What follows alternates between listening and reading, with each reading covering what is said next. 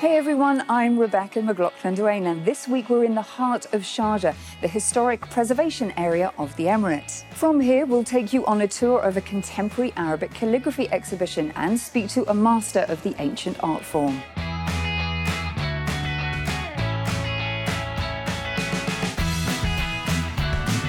Plus, we visit the archaeological site of Meleha to retrace the footsteps of people who used to live in Sharjah during the Stone Age. But first, major news in the UAE is that the cabinet has granted 100% foreign ownership of companies, plus 10-year residency visas to some professions. Salim Saeed investigates what this means for competition and foreign direct investment. The UAE is the only country in the region to be in the top 10 of the World Competitive Yearbook for 2018, moving up from 28th position 7 years ago and overcoming countries like Canada and Norway. The annual report recognized that the UAE topped key categories worldwide, including government decision and international talent. The latest important law to be announced, shared on social media by the UAE's Vice President, Sheikh Mohammed bin Rashid Al Maktoum, will allow 100% foreign ownership of companies in the UAE for the first time, therefore reducing the barriers to entry for many entrepreneurs, and in particular startups and tech companies.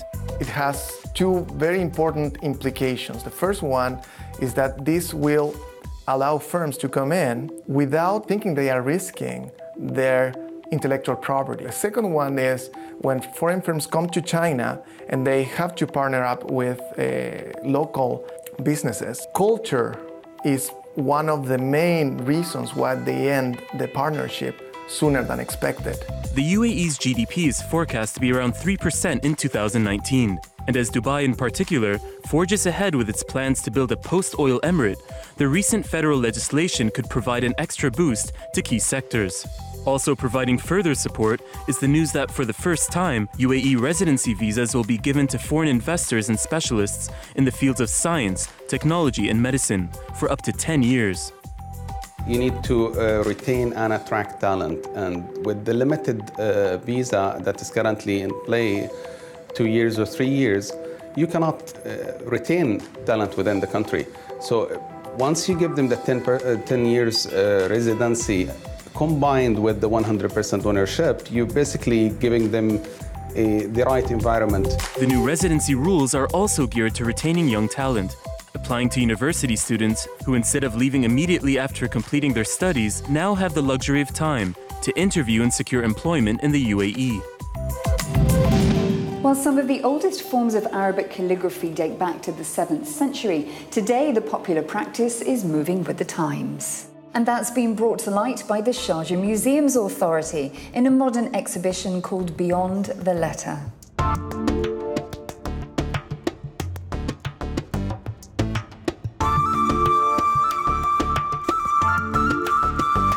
Coinciding with a calligraphy biennale which will run in the UAE for another month, the Islamic Arts Museum Malaysia teamed up with organisers in Sharjah to display many never-seen-before pieces by some of the most prominent calligraphers in the world.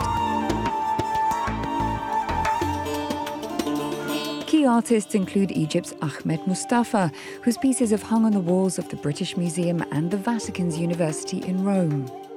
And representing Japan is an award-winning Arabic calligrapher, Fuad Koichi Honda, a respected and leading authority on the art known for scribing intricate letters on vibrant ombre backgrounds.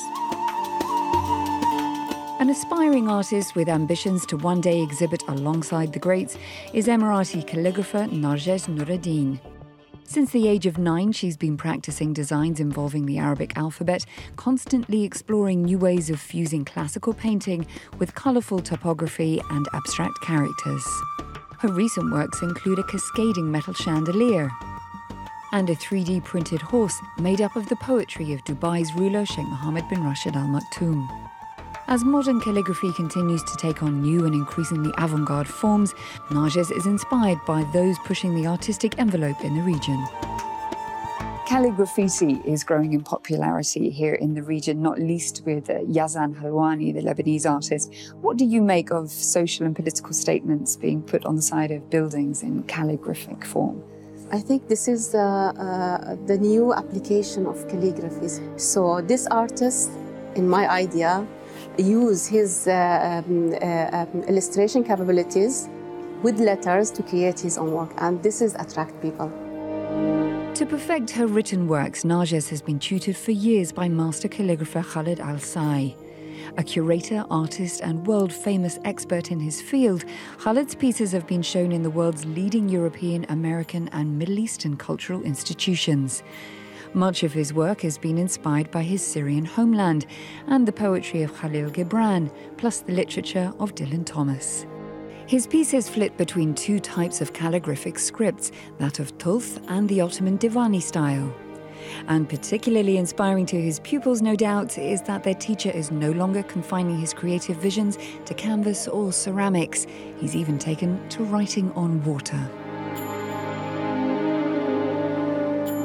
Khaled, thank you for speaking to Inspire Middle East. Welcome to Euronews. Hello. In 1997, you were named one of the top 10 best calligraphers in the world at a festival in Tehran. What do you think it is about your style that earned you that accolade? I think to do something beyond the traditional, beyond the classic calligraphy. This is what I did, because usually traditional calligraphy, it has certain rules, certain method. I tried to broke that by introducing a new technique, a new color, and new compositions. And the most important thing, to trying to transfer the whole poem or the verse into a visual aspect. You've taught calligraphy workshops at leading institutions all over the world, including Yale in the United States. How is it being taken up and adopted by people outside of this region? I think the most important thing, the way of communication, how to find the link with people and with audience. So it's a different mentality, different people, maybe different religion, different background. So that's important to know the way they think and the way they absorb art and they appreciate it. Traditionally, pupils of calligraphy would be taught by mirroring their master's cursive and angular writing. Is that the way that you choose to teach? No, I have a very different way of teaching, you know. But traditional calligraphy, we still have that tradition in many different institutions, like in Sharjah and Turkey, Egypt, and Morocco. And nowadays, there's some artists, they have something in mind. They want to learn calligraphy for a certain purpose, not only to be a traditional calligraphers. Calligraphy has emerged and evolved in many different ways throughout the centuries, through Turkey, through China, and the Middle East, of course. Do you see that continuing? I think it's more about the medium. For example, we get over than 200 different Kufic script. So imagine this range, and among of that, you can write any single word with over than 1,000 different forms. But it's really important how the artist could do his own version, and then they do it with the traditional tools, some of them on canvas or maybe as a sculpture, could be also on light or 3D effect. Calligraphy has deep religious roots, it being a form of artistic expression for many Islamic cultures. Do you believe that will remain the case? It will remain in a certain way for traditional calligraphers, but for different artists, the cases has been changed since maybe 30, 40 years ago. In a way, it's very personal. I left the whole story of religious in a way I can express myself through this mediums. I can do landscape, I can engage with nature, with the divine, with the music. I do interact with a different type of art. Khaled, it's been a pleasure. Thank you very much for speaking to Inspire Middle East. Thank you, with a pleasure. Some prehistoric sites in Sharjah hold the secrets to how people in the Emirates used to live hundreds of thousands of years ago. Abdul Karim Hanif went along to the village of Mileha, which promises visitors a sneak peek into the past.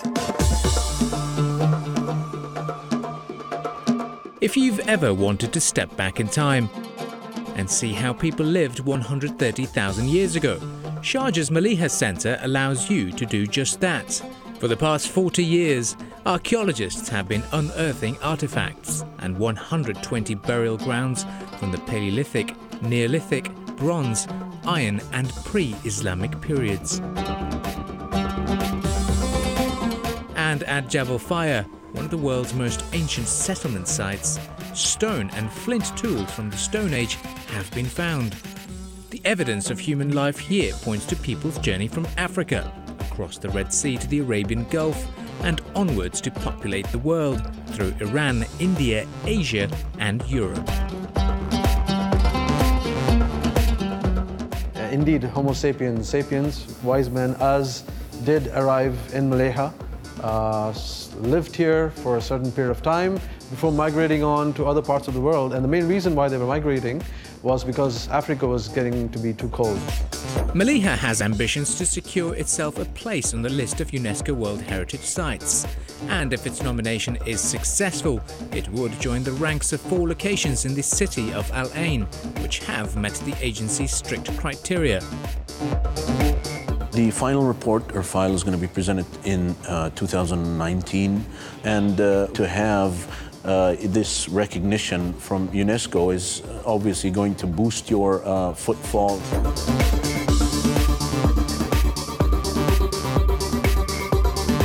Welcomed by Sharjah, as it strives to attract 10 million visitors annually by 2021 and allow people from all over the world to continue to walk the path of ancient Emiratis.